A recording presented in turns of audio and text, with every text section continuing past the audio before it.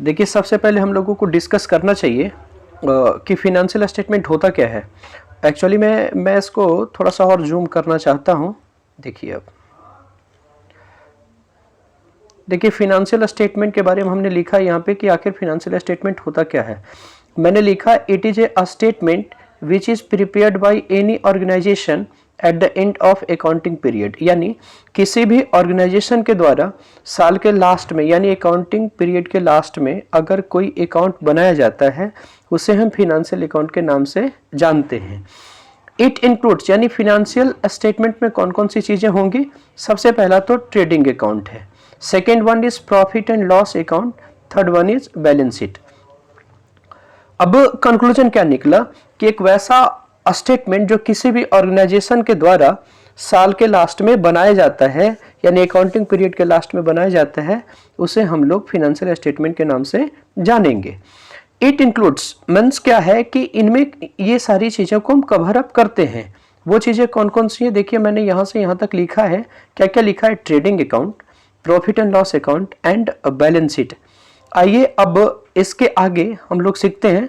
देखिएगा जरा, सबसे पहले trading account, profit and loss account और बैलेंस शीट तो हम लोग सीखेंगे, मगर उसके पहले हमें ऑब्जेक्टिव सीखना चाहिए कि आखिर इसके ऑब्जेक्टिव कौन कौन से हैं। What are the objective behind the preparation of financial statement. तो जहां तक मैं देख पा रहा हूं, देखो फर्स्ट पॉइंट को आप नोटिस करिएगा। फर्स्ट पॉइंट में हमने क्या ऐड करा है? To determine profit and loss incurred by company in a given financial period.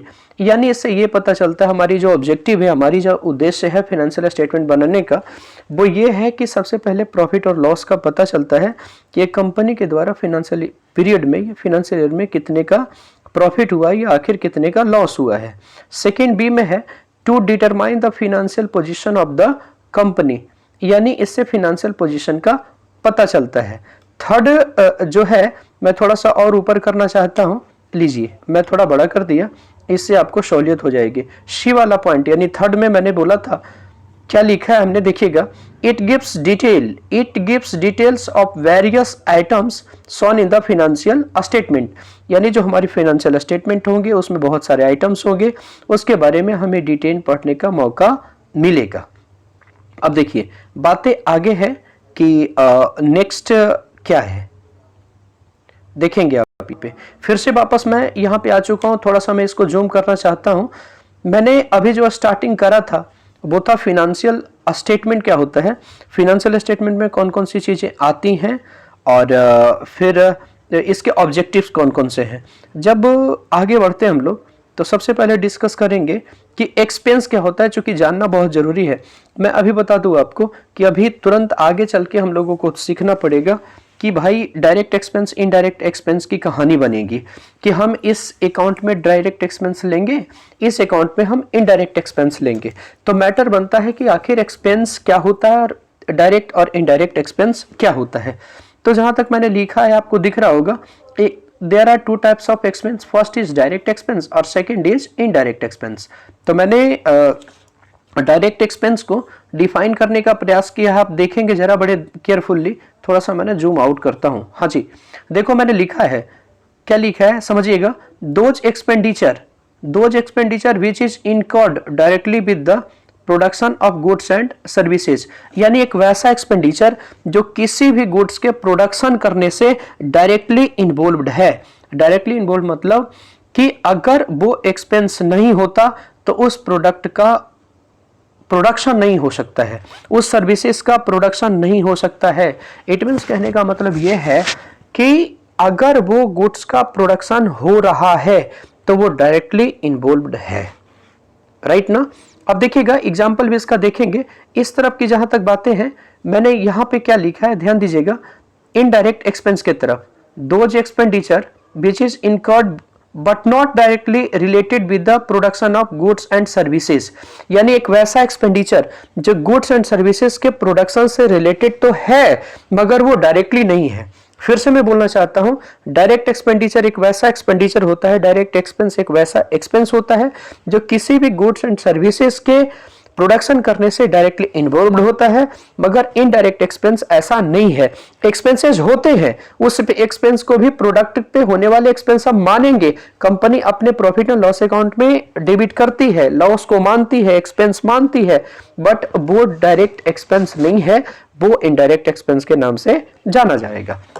जैसे कि मैं इसका कुछ एग्जांपल लेता हूं कि आखिर कौन कौन सी चीजें हैं जिसको हम लोग डायरेक्ट के नाम से जान सकते हैं। तो देखिएगा, मैं ऊपर जहां तक करूं तो ध्यान दीजिएगा, डायरेक्ट एक्सपेंस की तरफ हमने लिखा है वेजेज। देखिएगा, ये वेजेज है। वेजेज आप देंगे, मजदूरी देंगे ना, वो डायरेक्ट एक्सपेंस होता है, मगर जो आप वर्कर को सैलरी देंगे, परमानेंट स्टाफ को आप सैलरी देंगे ना, तो वो इनडायरेक्ट है। उसके बाद वेजेस तो डायरेक्ट है, साथ साथ में वेजेस एंड सैलरी भी डायरेक्ट है। यहाँ पे सैलरी एंड वेजेस जो है वो इनडायरेक्ट होगा, राइट। यानी वेजेस भी हमारा डायरेक्ट है और वेजेस एंड सैलरी भी इनडायरेक्ट है।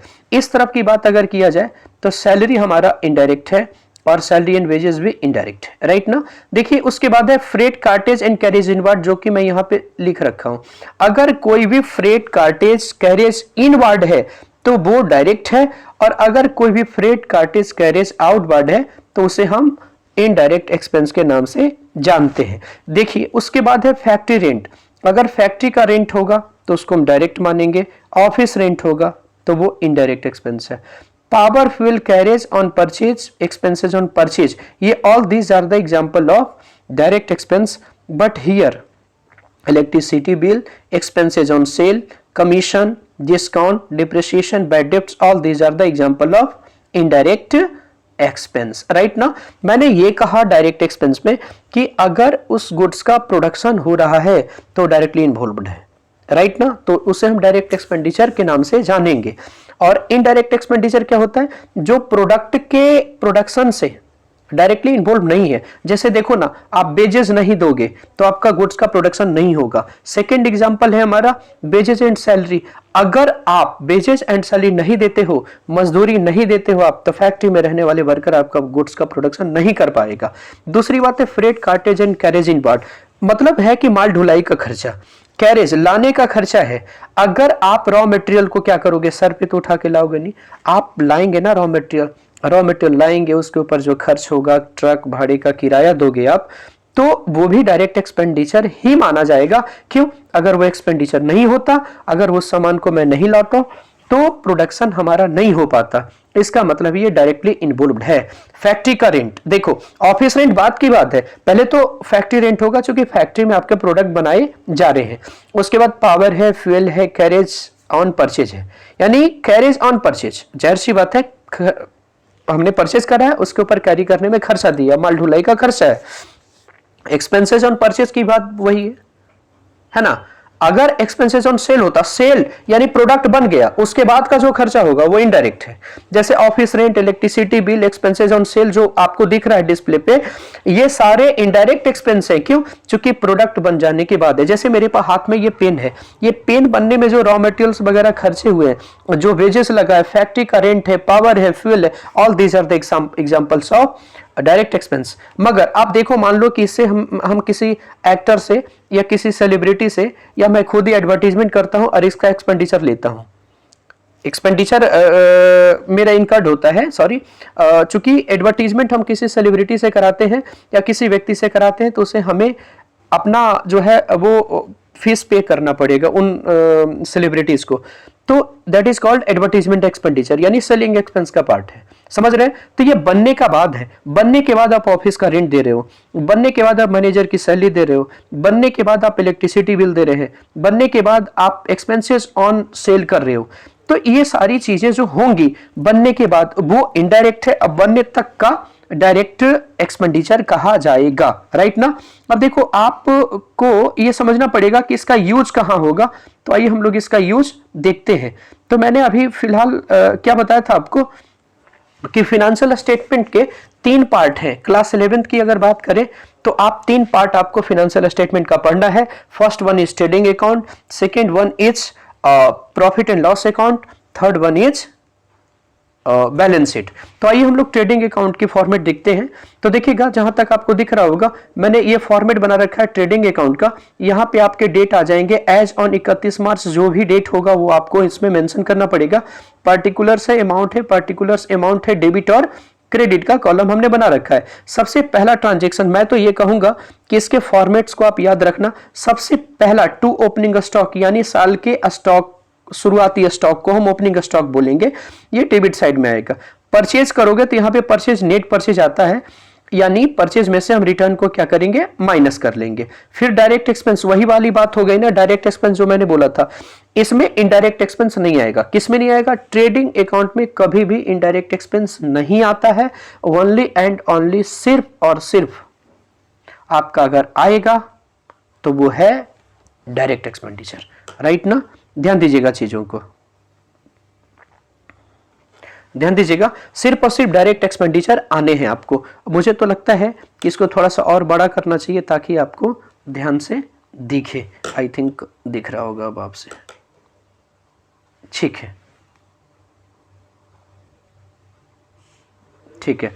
अब देखिए उसके बाद बातें क्या है, मैंने कहा स्टॉक है, परचेज है, डायरेक्ट एक्सपेंस है। अब इस तरफ, यानी आप बात करना चाहता हूं मैं, क्रेडिट के तरफ में सेल्स होगा, जिसमें से आप इसको रिटर्न कर लेना, राइट ना, यानी नेट सेल। नेट सेल का फॉर्मूला मैं आपको बताऊंगा। सेल्स में से जब सेल्स रिटर्न को आप माइनस कर दोगे तो नेट सेल होता है। एक्चुअली में यहां पर भी, यहां पर जो मैंने बातें बोला है वहां पर भी नेट परचेज ही आना चाहिए, यानी परचेज में से रिटर्न को माइनस कर देना है, राइट ना। यानी परचेज में कौन कौन होगा, कैश और क्रेडिट दोनों। अगर दोनों है तो प्लस करके रिटर्न को माइनस कर लो, that is your net purchase.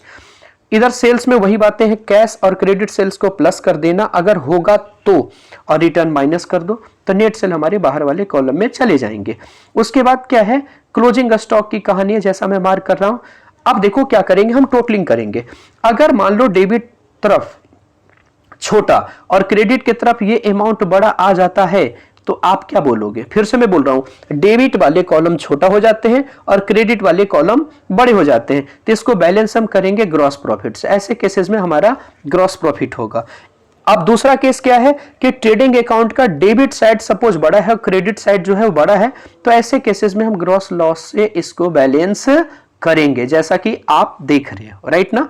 अब देखो इंपॉर्टेंट इंफॉर्मेशन मैं आपको देता हूं, क्या है कि बच्चे थोड़ी सी छोटी छोटी बातें पे आपको वो कंफ्यूज हो जाते हैं।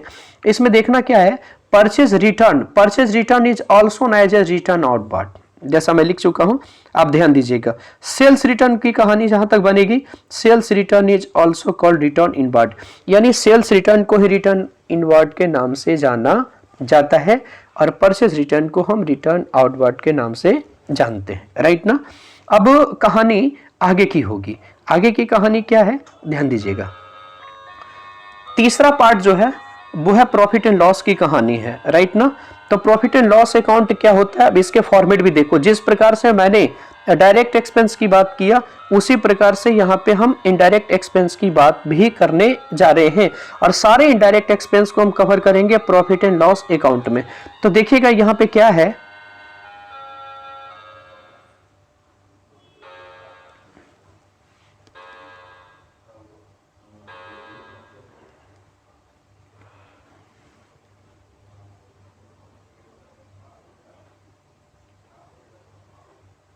देखिएगा।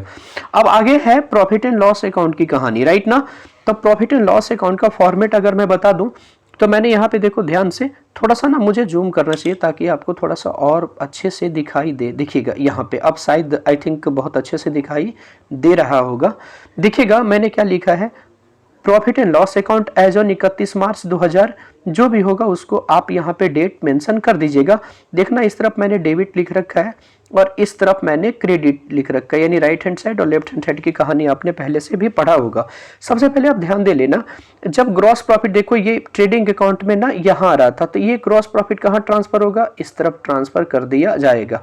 ग्रॉस लॉस आपने देखा होगा ट्रेडिंग अकाउंट के क्रेडिट साइड में था, तो वो कहाँ ट्रांसफर हो जाएगा, डेबिट साइड में। अब क्वेश्चन बनता है कि क्या दोनों होगा, एक साथ दोनों हो सकता है क्या, तो आंसर है नहीं।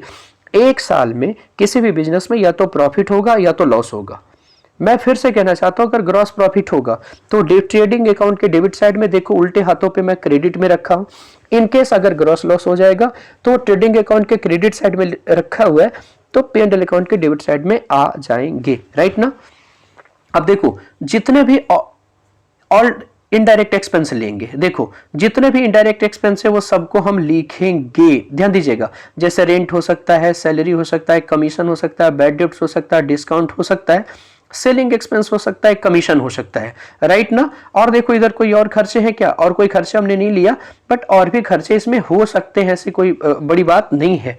अब देखिएगा, ध्यान देना है, इस तरफ ग्रॉस प्रॉफिट के साथ साथ अदर इनकम भी हो सकते हैं।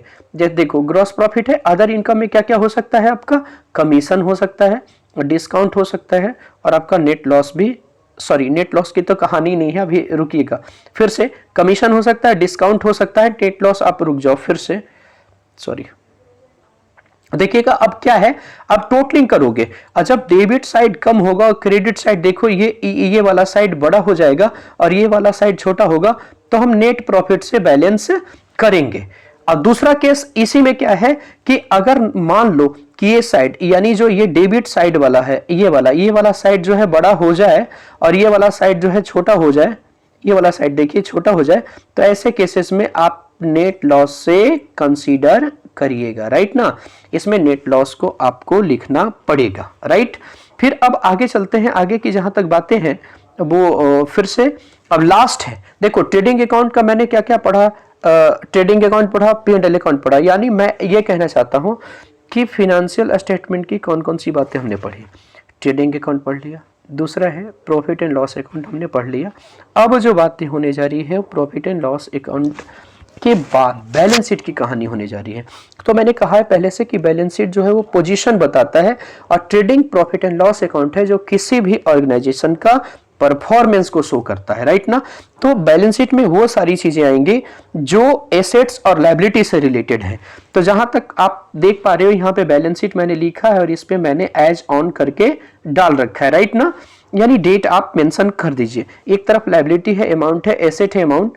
एसेट की तरफ देख लो, बिल्डिंग है, लैंड है, फर्नीचर है, स्टॉक है, डेटर है, कैश इन हैंड है, कैश एट बैंक है, बिल्स रिसीवेबल है, प्रीपेड एक्सपेंस है, एक्रूड इनकम है, प्लांट एंड मशीनरी है। यही सब तो कॉमन एसेट्स हैं जो मुझे एग्जांपल्स लगा कि ये लिखना चाहिए, तो मैं अपने तरीके से फॉर्मेट में इसको फिट कर रखा हूं। आप इसमें ये नहीं है कि इतना ही एसेट है, और भी बहुत सारे एसेट्स आ सकते हैं, तो जितने भी एसेट्स होगा उसको आप एसेट के साइड में डाल देना, राइट। अब दूसरी तरफ आ जाओ लायबिलिटी साइड में। देखो लायबिलिटी साइड में सबसे पहला पॉइंट आएगा कैपिटल। कैपिटल के साथ साथ क्या करोगे, देखो जो प्रॉफिट एंड लॉस अकाउंट का नेट प्रॉफिट है वो यहाँ पे जो है ना यहाँ पे आके ऐड हो जाएगा, यानी कैपिटल में ऐड बैक हो जाएगा। अगर नेट लॉस आया तो कैपिटल से माइनस हो जाएगा। अगर ड्यूरिंग द ईयर प्रोप्राइटर ने ड्राइंग किया है, बिजनेस से पैसे निकाले गए हैं for the purpose of personal use, तो ड्राइंग को आप माइनस करोगे। और इन सारी चीजों को एडजस्ट करने के बाद जो फिगर आएगा उसको यहाँ पे जो मैं अभी सर्कल कर रहा हूं देखिएगा, यहाँ पे आप बाहर में लिख देंगे। अब देखो क्रेडिटर जिसको आप सप्लायर बोलते हो वो भी लायबिलिटी साइड में आ जाएगा, बिल्स पेबल लायबिलिटी साइड में, outstanding expense, income received in advance, ये सारी चीजें लायबिलिटी साइड में आएंगी।